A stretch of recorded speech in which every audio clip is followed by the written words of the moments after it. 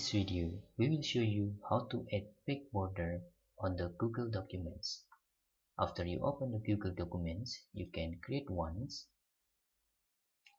Then, in the Google Documents, there is not big border by default, but you can select Insert and choose Table to create big border like this.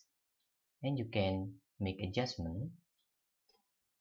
For example, let's type anything.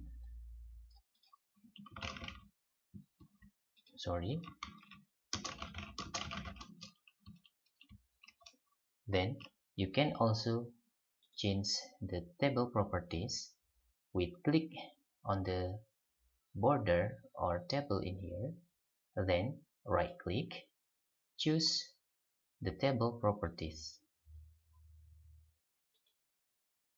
For example, let's make this bigger. Then you can also change to another color in here. And this is the best way how to add big border on Google Documents.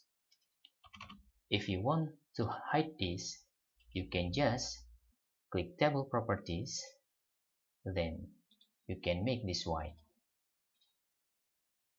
But if you to make this color, you can just click on the table like this and then select the table properties and revert to color you want.